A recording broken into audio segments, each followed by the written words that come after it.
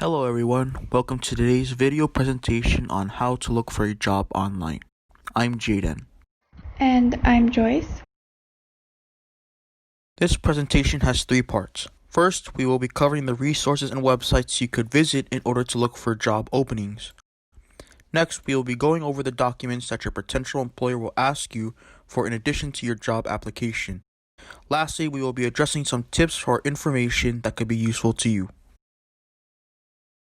Start off your job search by visiting these websites that we listed below. One of the websites that we recommend is cinemascholarship.net because they have compiled an extensive list of websites where possible job vacancies will be posted. And we also recommend marianasleeper.net.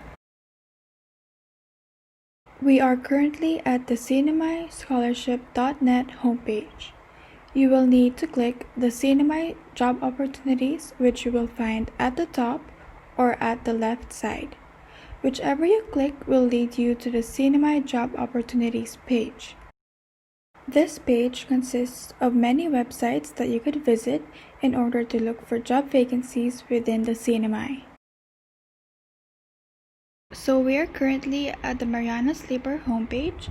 At the left side, you will see the Vacancies tab. Once you click it, it will lead you to the active job vacancy announcement listing page. At the top, you can narrow your search by choosing either Saipan, Tinian, or Rota. Once you've narrowed your search, you will be able to find all the job vacancies available for that specific island.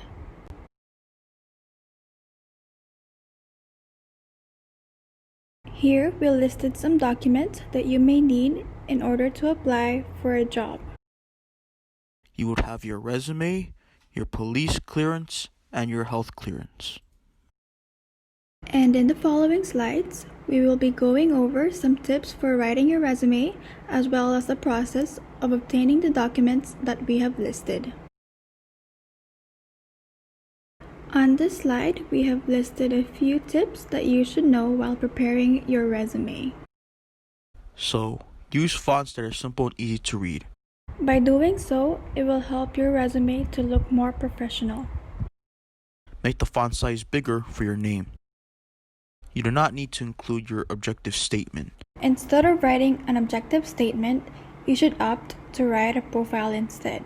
A profile should be a brief summary that highlights your skills, abilities, and your prior job experiences. The purpose of this is to grab the attention of the recruiters. However, arrange your resume in a reverse chronological order. This means you should list your most recent job experience at the top. Try to keep it to just one page. However, if you have a lot of job experiences, then you may be able to use a second page, but that should be the limit for your resume. Keep a separate list for all your job experiences. You may tweak your resume and only add relevant job experiences. Here is an outline or an example of how your resume could look like. As we've mentioned, use a bigger font size for your name and it should be placed at the top section. Below your name, you should have your contact number, email, and address. Next, you should start your resume by having a professional profile. This is a short overview of your skills and your prior job experiences. Again, this is to grab the attention of the recruiters. Next, you will list out your skills or abilities. You should focus on listing your hard skills. Some examples of this are experience with Microsoft Office applications, experience with Adobe Photoshop or Illustrator, and so on. Then, you will list your job experiences in reverse chronological order, meaning the most recent ones is at the top of the list. After that is education, listed in reverse chronological order as well. The section for interests and hobbies is optional. Only include this if the information you will include is relevant to the job you're applying for. And lastly, don't forget to list your references. So, for a police clearance, to obtain one, you would need to go to the court, inform them that you are there to get your police clearance. Make sure to bring a valid government-issued ID, like a driver's license. Obtaining a form would usually cost about $10. So, for a health clearance, in order to obtain a health clearance, you would need to visit a health clinic like the CHCC hospital or a private clinic. And you would just need to let them know that you're there to get your health clearance. And here we have some additional information about things that may be helpful to you. Make sure you have proper attire you could wear for job interviews. Potential employers may require you to take a drug test.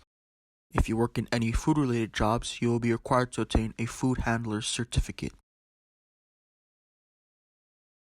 So this concludes our presentation. Thank you for watching today. And on a side note, if you need tutoring or mentoring services, please email us at projectproa@marianas.edu. And please fill out our survey, which is linked down in the description.